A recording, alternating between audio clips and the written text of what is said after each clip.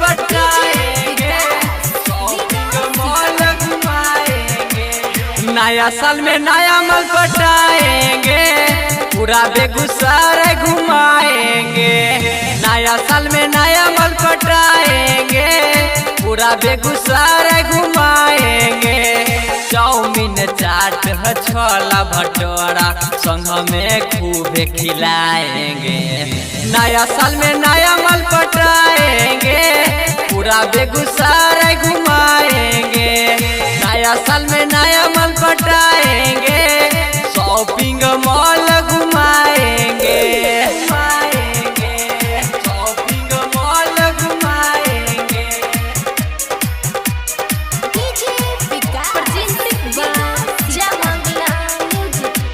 रोसरा के पार्किंग में लेके जइबै, संग में खूबे सेल्फी खिंचैबै। संग में खूबे सेल्फी खिंचैबै। रोसरा के पार्किंग में लेके जइबै, संग में खूबे सेल्फी खिंचैबै। नया नया गिफ्ट मंगाएंगे, शॉपिंग मॉल घुमाएंगे। नया साल में नया माल पटाएंगे, शॉपिंग मॉल घुमाएंगे। चाउमीन चाट छोला भटूरा संग में खूब खिलाएंगे। नया साल में नया माल पटाएंगे, पूरा बेगूसराय घुमाएंगे। शॉपिंग मॉल घुमाएंगे।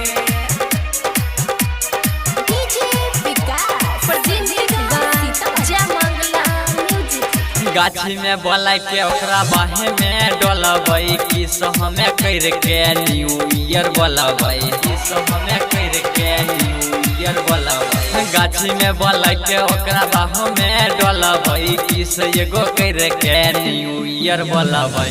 कुंदन से गिफ्ट मंगाएंगे, विकेश से सेटिंग कराएंगे। कृष्णा से गिफ्ट मंगाएंगे, कमलेश के सेटिंग कराएंगे।